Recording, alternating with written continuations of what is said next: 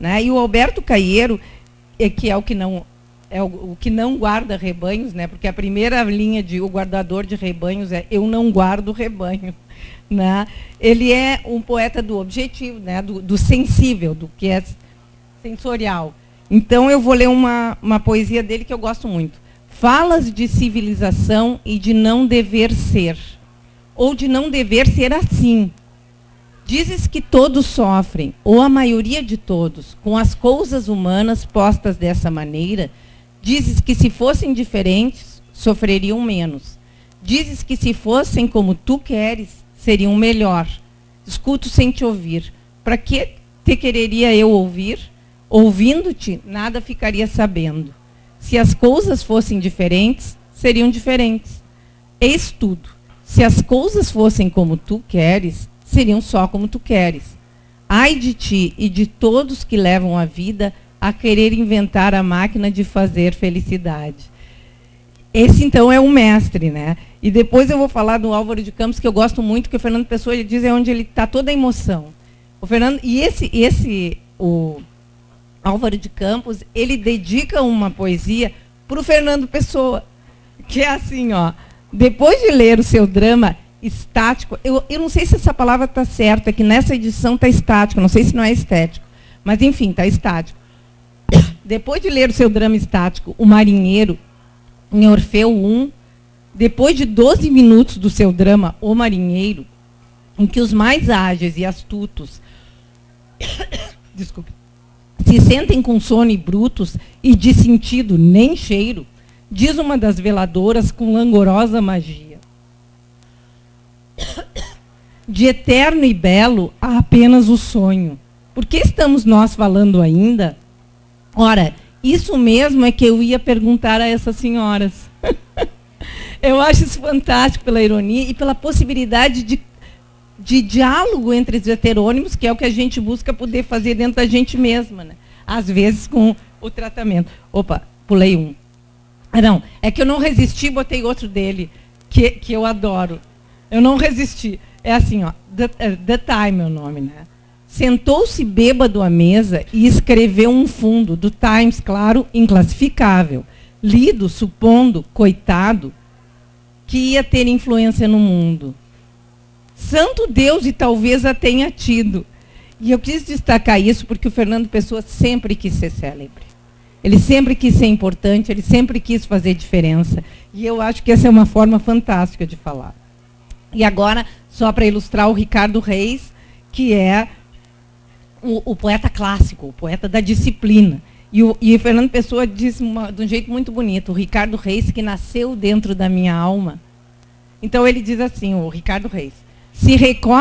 O Ricardo Reis, por sinal, dedica uma poesia para o Alberto Caeiro. Eles se trocam assim. Mas eu não escolhi aquela, eu escolhi essa aqui para ler, porque eu adoro essa. Se recordo quem fui, outrem me vejo. E o passado é o presente na lembrança. Quem fui é alguém que amo, porém somente em sonho. E a saudade que me aflige a mente não é de mim nem do passado visto, senão de quem habito. Por trás dos olhos cegos, nada, senão o instante, me conhece. Minha mesma lembrança é nada. E sinto que quem sou e quem fui são sonhos diferentes. Então, todos têm um tema comum, que é a perplexidade diante da vida e de quem se é, mas cada um com uma característica pessoal. E o que eu quero destacar, porque é o que a gente procura, e que na psicanálise, às vezes a gente tem que se tratar para conseguir isso, é que possa haver um trânsito, um diálogo entre essas várias formas da gente estar na vida. E o meu Fernando Pessoa, é do livro do Desassossego, que eu já gosto do título, né? Eu leio há muitos anos esse livro, não li inteiro, porque eu leio salteado, assim, mas eu quero trazer para vocês, porque é o Bernardo Soares, que é o nome que ele deu depois de uma... Antes tinha um nome, depois ficou Bernardo Soares como autor desse livro. E o Bernardo Soares diz o seguinte, são frases, como se fosse um diário, mas eu trouxe essas duas que estão assim, uma debaixo da outra no livro, que é assim: reduzir as necessidades ao mínimo para que em nada dependamos de outrem. é certo que, em absoluto, essa vida é impossível, mas não é impossível relativamente. E aqui eu quero introduzir a reflexão que eu fiz. Você sabe que o Fernando Pessoa teve uma vida trágica. Ele morava com a mãe, o pai, a mãe estava grávida. Aos 5 anos morre o pai e nasce o irmão João. Quando morre o pai, eles ficam numa situação financeira muito difícil e tem que ir para a casa da avó, que é a avó louca do Fernando Pessoa. Então, perdeu o pai, e aí a mãe casa de novo, e eles vão embora de Portugal. Ele perde o pai, a casa e Portugal. E aí morre o irmãozinho dele, o João. Que esse que era filho, era irmão dele de pai e mãe. Quando morre o João, a Jane conta, a Jane Tutiquer, que aí ele cria o que a gente chama de amigo imaginário, a Jane chama de amigo invisível.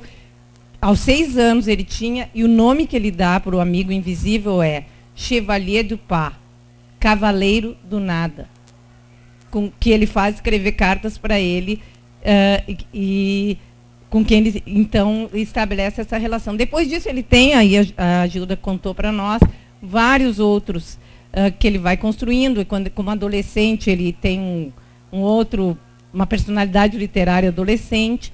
Mas tudo isso me faz pensar, a mim, o que eu escutei. Eu sou também a psicanalista de crianças e adolescentes, e o que eu escuto é um menino que perdeu o pai, a mãe certamente ficou enlutada, tem um irmãozinho nessa mesma ocasião, aí a mãe em casa perde o país, perde o irmão, depois a mãe com esse novo marido tem vários filhos, morrem vários. Ele é levado, ele vai estudar, ele volta. E aí sou eu. Eu vejo uma solidão e uma tristeza ao qual eu certamente teria ficado destruída. Na vida pessoal dele eu não sei. Não casou, amou uma mulher, mas disse que ele tinha que se dedicar para a literatura. Mas na obra dele, ele é múltiplo, ele fala conosco. E eu fiquei me perguntando, sabe? Agora eu não tenho certeza qual deixa eu passar aqui. Eu fiquei me perguntando, não seria uma forma de poder viver essa relativização de si mesmo em outros? Porque vocês imaginam a solidão dessa criança e as perdas, e certamente ninguém estava disponível para ele. Então, isso foi o que eu me perguntei. E aí o gênio, como diz o Dr. Pechan, que talvez tenha criado esses personagens com quem ele pode compartilhar a carga que ele tem. E aí eu quero ler para vocês uma coisa que o Bernardo Souza fala e que eu acho que... Não, antes de falar do Bernardo Soares é o seguinte, quando no Dia Glorioso ele escreveu todas as poesias dos heterônimos, ele escreveu uma do Fernando Pessoa, que eu peguei um trechinho. E é uma poesia sobre ele menino com uma bola. E a parte que eu quero destacar é assim: todo teatro é um muro branco de música, por onde um cão verde corre atrás da minha saudade. Da minha infância, cavalo azul com um jóquei amarelo. E de um lado para o outro, da direita para a esquerda, donde há árvores e entre os ramos ao pé da copa, com orquestras a tocar música, para onde há filas de bolas na loja onde a comprei, e o homem da loja sorri entre as memórias da minha infância. E a música, como um muro que desaba, a bola rola pelo despenhadeiro dos meus sonhos interrompidos. E do alto de um cavalo azul, o maestro, o jóquei amarelo tornando-se preto, agradece pousando a batuta em cima da fuga de um muro e curva-se sorrindo com uma bola branca em cima da cabeça. Bola branca que lhe desaparece costas abaixo. Então, no dia que surgem os heterônimos, surge uma poesia profundamente tocante, para mim, pelo menos, que remete às lembranças da infância e dos sonhos interrompidos.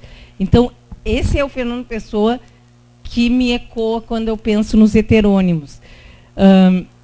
Eu não quero me perder nos... Então, assim, ó, o que eu fiquei pensando? Que, entre outras coisas, o que é Portugal? Portugal, esse país para quem ele dedica um livro inteiro, que é maravilhoso, né? É um épico, né? Considerado um épico português. E ele passa a vida tentando que Portugal readquira a glória passada. E eu fico escutando um menininho que perdeu o pai, que certamente, de alguma maneira, perdeu a mãe, que perdeu irmãos ao longo da vida, que se criou muito sozinho e que está em busca dos sonhos interrompidos e que a cor volte para a vida dele. E talvez ele tenha conseguido expressar dessa maneira genial o que muitos de nós, acho que todos nós, temos que viver, que é ir dando soluções para as nossas dores e para os nossos lutos, né? Bom, aí, olha o que o Bernardo Soares diz. Ainda não consegui não sofrer com a minha solidão. Tão difícil é obter aquela distinção de espírito que permita ao isolamento ser um repouso sem angústia. Então, claro, eu faço a minha leitura e a minha costura, cada um de nós tem que poder fazer a sua, mas eu faço essa e por isso que eu acho tão genial o que o Fernando Pessoa conseguiu fazer, até para se habitar. E, para finalizar, eu fiquei pensando, né, mas que eu vou me meter a falar sobre o gênio? Aí eu me lembrei de uma outra coisa que o Dr. Pechan escreveu sobre o gênio Freud, que é um outro gênio da humanidade, sem dúvida nenhuma. Quando o Freud faz essas tentativas e escreve sobre Michelangelo, e o Dr. Pechansky diz assim: o gênio criador ainda se constitui num desafio que nem o próprio gênio pode explicar. Imagina eu, né? Eu estou só contando como é que eu fui pensando as coisas. E para finalizar, então, eu vou deixar, porque eu vou continuar o resto da minha vida, acho que lendo o Fernando Pessoa falar. Fiz de mim o que não soube, e o que podia fazer de mim, não o fiz. O dominó que vesti era errado. Conheceram-me logo por quem não era, e não desmenti, e perdi-me. Quando quis tirar a máscara, estava pegada à cara. Quando atirei e me vi no espelho, já tinha envelhecido. Estava bêbado, já não sabia vestir o dominó que não tinha tirado. Deitei fora a máscara e dormi no vestiário, como um cão tolerado pela gerência por ser inofensivo. E vou escrever essa história para provar que sou sublime. E eu acho que ele prova. Muito obrigada.